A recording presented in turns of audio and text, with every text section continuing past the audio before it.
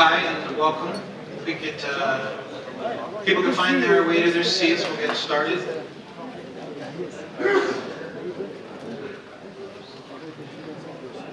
Excellent. So it's my pleasure to introduce Dr. Leendert Van Doorn, and there's a lot we can say, and I'm sure a lot of you are aware of all the things that he has done and working on now. He's currently a corporate fellow and corporate VP at AMD. He actively engages with AMD's software partners, including Microsoft, Google, VMware, Red Hat, among others, to get a better feel for their long-term product maps and incorporate that into AMD's product maps. And then he's also the evangelist that goes out and sort of tells everybody the good news about that product map. For the last 3 years, he's been responsible for security, virtualization, manageability, OS, and software ecosystem strategies. He was working on the 64-bit AMD processor ecosystem for the server ecosystem strategy and implementation. And he's also on the AMD's innovation leadership team. Prior to joining AMD, he was with IBM's T.J. Watson Innovation Research Center, and he led a virtualization, system security, penetration research teams there. He has a PhD and is an adjunct professor at Carnegie Mellon. So please give a warm welcome to Dr. Van. Thank you. The mic is on, so good. So yeah, but in America, I'm originally from the Netherlands. My name's sort of a dead giveaway for that. And if you look at those last two letters, the R and the N, often mixed together into M. So then my name becomes Van Doom, and whenever I work with the U.S. government, it becomes Dr. Van Doom. So when you were referring to my title, that's what I was thinking of. So my job, one of my jobs, I have a number of heads on at AMD, is actually to spend a lot of time with our software partners. And understand where they're going, where's their future roadmap, which is kind of interesting because software companies know what they're doing this year. They sort of have an idea what they're doing next year. After that, it becomes really big. Now, contrast that with a semiconductor company that I work for. My roadmap is more or less locked and loaded for the next 3 years. I can tell you what we're going to do. So there's obviously a disconnect there, which often calls for me to eventualize what we're doing, but also sort of anticipate what's happening in the software world and getting that back into the semiconductor roadmap. So one of the things I want to talk about is this disruption that's happening, or is about to happen in the data center. That is both, there's a bunch of trends coming together, both economic trends, business trends, as well as technology trends. And I want to talk to you about that in the next 25 minutes, as well as what is AMD doing about that.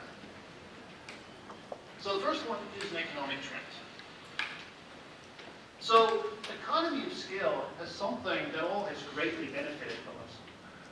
Essentially, when you look at what we're all buying and what we're running, it's essentially the same 2D and 4D platforms. And economy of scale really has driven down, to some extent, the cost. You may argue that there is an the price is artificially kept high by a monopoly, but let's ignore that for a moment. But we got good quality products out of that, right? So we greatly benefited from that. The disadvantage of it, though, is that we're all running on the same platform. Right? We're essentially having all the same kind. There's no differentiation in that platform. Yeah, if you buy something from Dell or from HP, I mean, there are differences in manageability engines that they put on it, or network connectivity, or things like that. But the essential, the core of the platform is exactly the same. So that is going to change, because think of the following.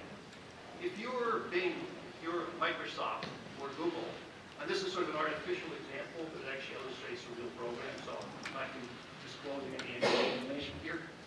But if you look at their search algorithms, the quality of their search algorithms is actually very similar, right? They've got the same quality, they've got the same throughput, the same bandwidth, and there's not much they can do other than hope on the next algorithmic improvement, but they all seem to be keeping sort of same trend with that, same tread with that.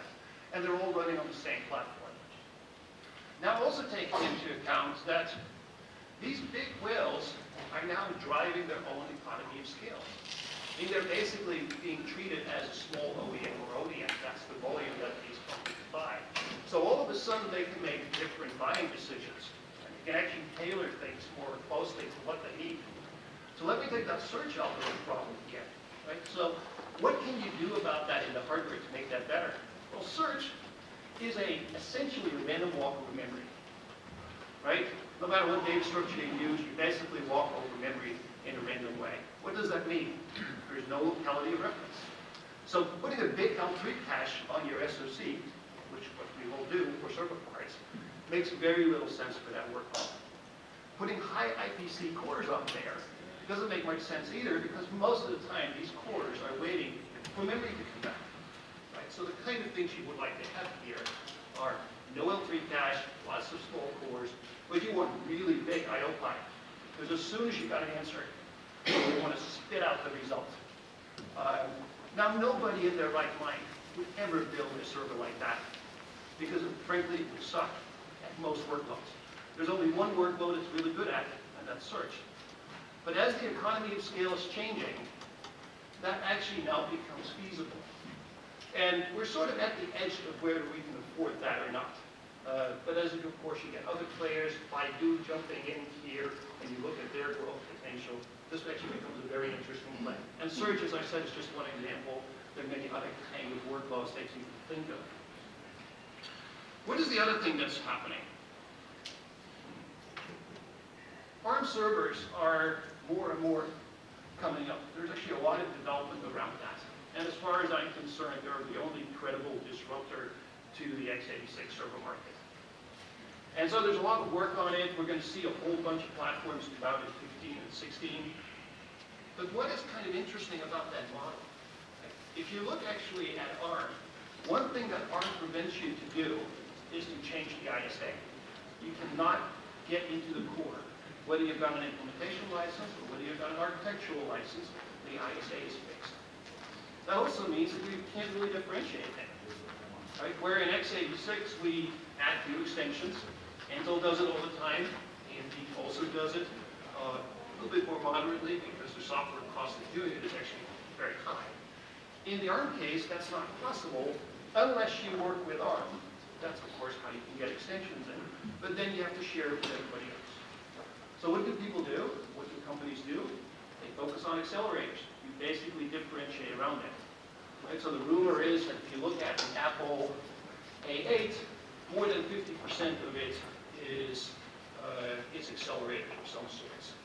And frankly, if I look at my SoCs, right, and I look at where the cores actually sit, there are a few dots almost on the edge of the die.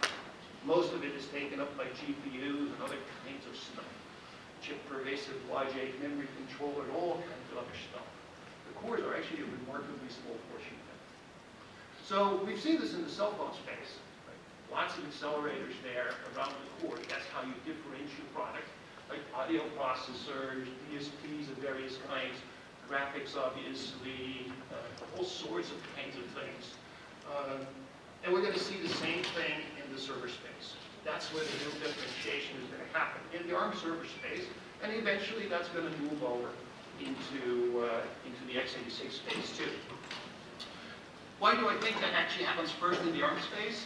Well, the ecosystem around ARM is much more amenable to support this. They actually have one thing that ARM did amazingly well, is they've created an open fabric that actually allows you to put in other pieces of the SoC. So you can buy a memory controller. There are 3 memory controllers at least that you can buy.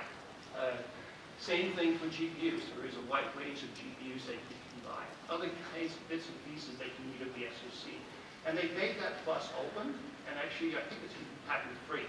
So it's really convenient to actually insert an accelerator in there. And the other thing that ARM did is actually made the production of an SoC really easy. So that's why I expect the area to happen first.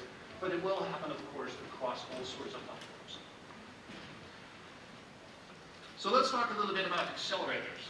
So the other thing to really understand is that if you want workload optimization, and you want to do that as cost efficient, as power software efficient, right? And as performance efficient as possible, building a custom ASIC is still the best way to go, right? So now, that function will obviously be integrated in the SoC, as we've been seeing happen all over the place, right? That's sort of, if there's one trend in our industry, is integration, and more stuff gets integrated into the SoC. So what kind of accelerator are we talking about? Well, fixed function accelerators, things like memory compression, obviously very interesting for cloud workloads, especially virtualized workloads, where there is a lot of memory pressure. We'll see. Obviously, we'll see storage compression, data plane support, acceleration in the SoC is something that I expect we're going to see a lot more, and actually that's very exciting. You can go anywhere from XML acceleration, XML parsers, crypto acceleration, all those kinds of things. And then there is a whole separate space of the more programmable accelerators. Things like FPGAs, DSPs, and GPUs. And in my mind, there is sort of continuum between them. Right? If you know what your problem is, exactly what your problem is, and your problem doesn't change, then obviously going for some fixed function accelerator is the most effective way. But if you haven't quite figured out what your problem is, or your problem changes, like Kushagra's talk yesterday, where he talked about what Microsoft is doing with FPGAs, one of their things is that their indexing algorithm, it changes, right? They constantly tweak it. So it's not something you can afford to put in an ASIC because it changes too rapidly. FPGAs are a perfect good example for that. If you're looking for a vector processor, right, with lots of floating point capabilities, GPUs are the right one.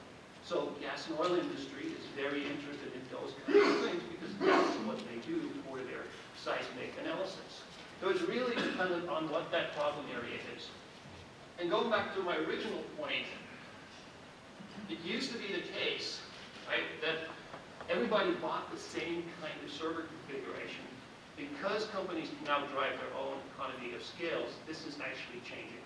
And you'll see this changing with PCI cards that come in. You can put in other parts of your platform. You can put it in ASICs. Then eventually this will integrate into the SoC. So what's the challenge with all of that? Well, it's software.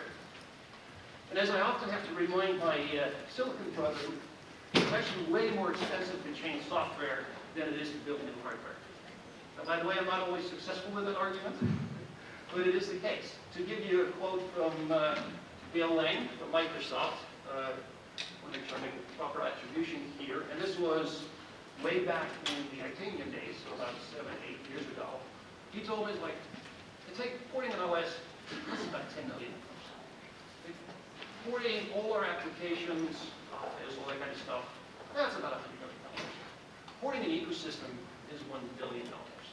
Now this is an old number, right? So multiply this with a factor of 3 and 4. Building an SoC, a server SoC, depending on whether it's 2P, 4P, 8P, depending on what kind of quality you want, is anywhere between $100 or $300 million.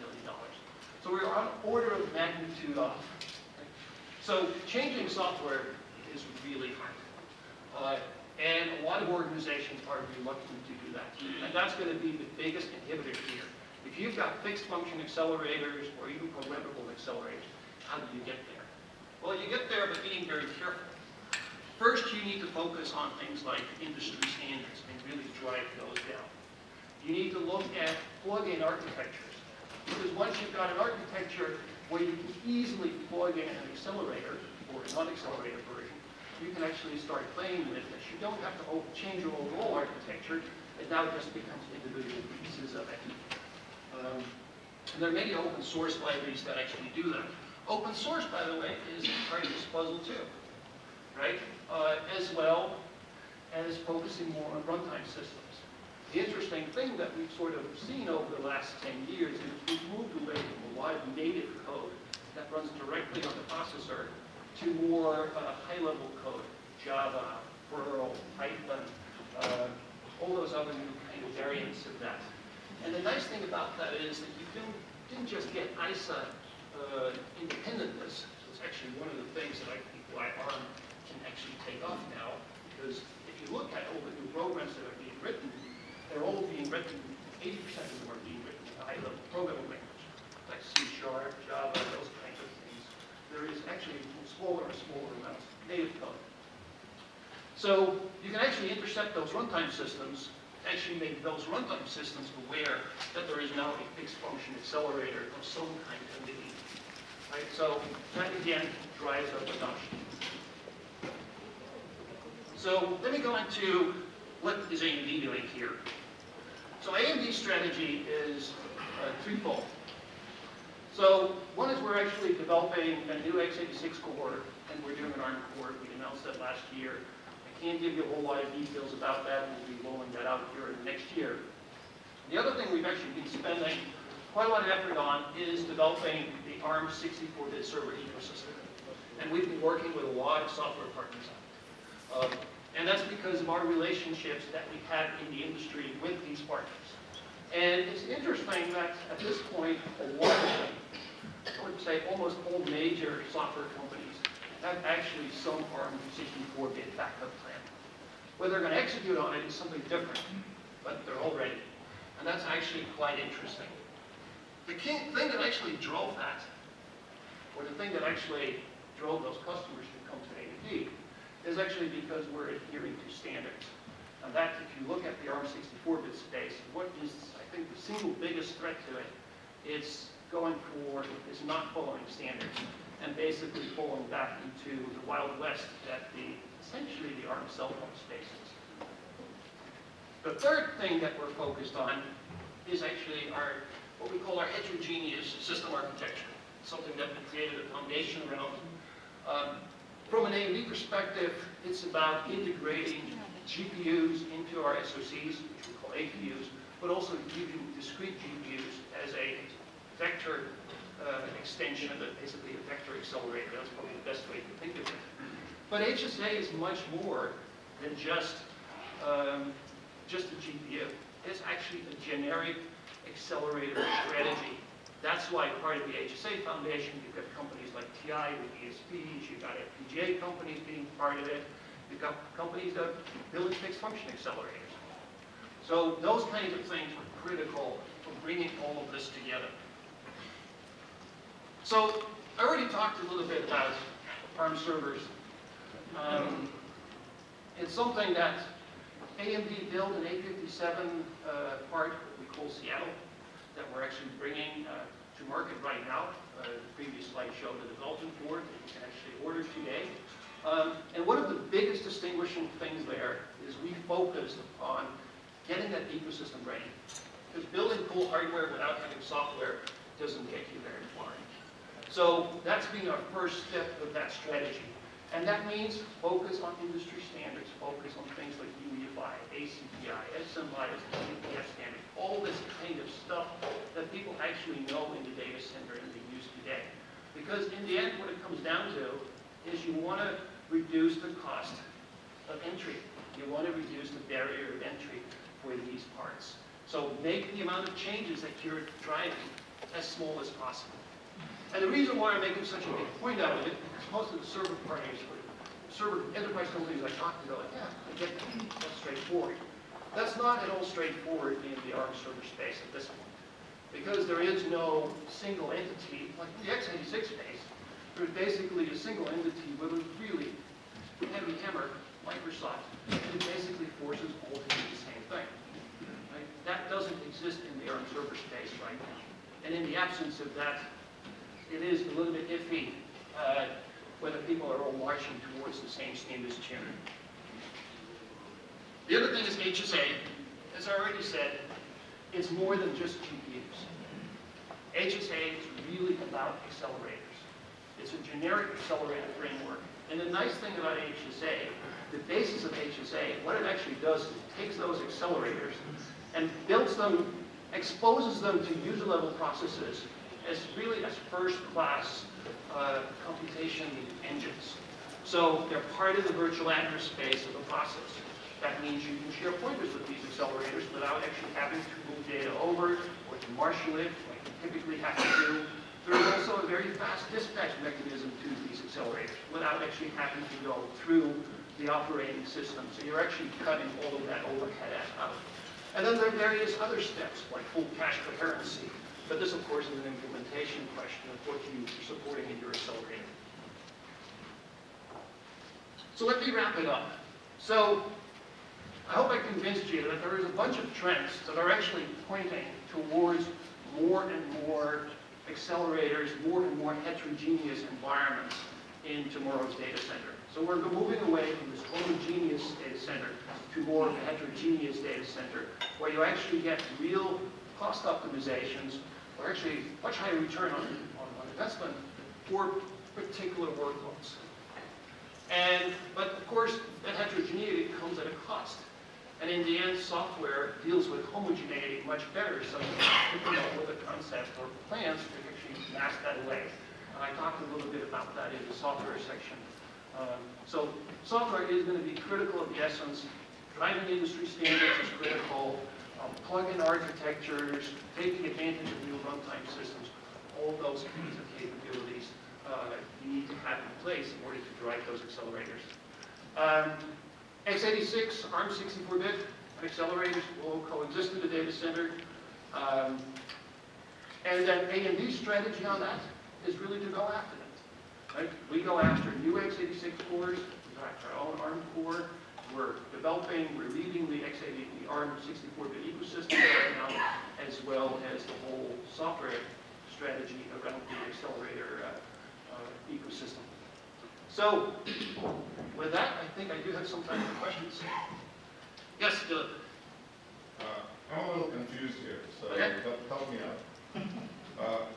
I can see a lot of ARM-based people wanting to go after the server market, attractive market, 98% is going to one company. I also heard you say that the cost of software porting is huge. Okay? What I don't understand is, given all of that, why is AMD splitting its resources across AMD 64, x86, and ARM, instead of doubling down on AMD 64, because you don't have to deal with that software cost issue? I'm totally confused. I hope you can help me get under this. Good. One of the biggest challenges of companies is you don't see the thing that's going to eat you at the bottom. Right? We've seen that over and over again in our history. And ARM is that thing that has a high potential of eating us up at the bottom. You have small cores too. Again, it is a potential to eat us up at the bottom, right? So it's always good to be aware of what is the thing that's going to disrupt you at the bottom, and then you have to make a choice. Do you either fight or do you participate? Right? So we've actually made the choice. We're participating because we actually see an opportunity here to disrupt that space. And it opens up actually a new TAM for us. And obviously from an AMD philosophy, this is way more than server, right? We're actually looking at ARM in our entire portfolio. And really with a strategy of becoming the SoC company, not just an x86 company. So hopefully that answered your question. If not, I'm still confused. Hey, so Give me the proper answer. Q1 2015, what is your core density going to be on your server chip? What is our core density going to be? You mean specifically to ARM, or are you talking to about just in general? Well, the AMD ARM offering. The AMD ARM offering will have 8 cores at that point. When do we get to like 16 or 32? It's actually all a question of how quickly ARM server are going to take off. Right? So our strategy is actually being one of enabling the ecosystem. Right? So we focused actually on a part to get to market quickly with the right feature set on it. As I said, we are developing our own core. We can actually scale way, way higher than that. But it's really more of like, when is that right point to introduce that part? And that's an internal debate that you can imagine there's a lot of different opinions there. Yes? Cavian introduced a part that has up to 48 cores on it. Right now, I understand the ARM hardware specification is the standard is accepted in the industry, and the community only goes through 2. Is Cavian doing something different than the standard? No, that's not true. There is, I think there are some modifications. There are some newer versions of the KIC that you need that actually scale up to 256, right? So the previous version of the KIC, the interrupt controller, didn't scale for more than 8 cores, but that's actually fixed. And there's some things in the fabric, but that stuff is old things. Thank you. Yes?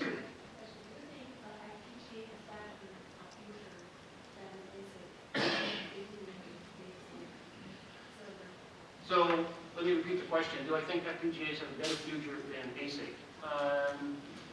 It's all going to be around the workload, right? I mean, the challenge with FPGAs, the advantage of FPGAs is that if you don't quite understand what your workload is, or what your algorithm is, it's a very quick vehicle for prototyping. If your workload changes all the time, like the indexing stuff that Microsoft did, or something like packet inspection, right? Then FPGAs are actually a really good vehicle for that. But the FPGAs themselves are not particularly fast, right? I mean, if you want to have any kind of engine in here, you'll probably be able to run it at a couple hundred megahertz at tops. And so it really comes down to, right, what is the problem? Because at some point, you can run ASICs much, much faster than you want. It's catching up, and ASICs are expensive. It costs you at least $1 billion to start. Okay, I think I have one more question now, so let's do one. I'm curious mostly. You covered the accelerator part very well. What about the graphics part and the animation part in a lot of times with video games, etc.? That would be a very important part that the AMD implementation part. So, I completely agree with you that GPUs are a critical part of that, and actually rendering, right, any kind of form is the key workload. Yeah, so what I was focusing here on was more the trend, the disruption that's happening, and using some of the examples. But you're absolutely right? Remote gaming, any kind of rendering kind of thing, those are critical applications of GPUs in the server space. Okay, with that, I'm being called here, so thank you very much.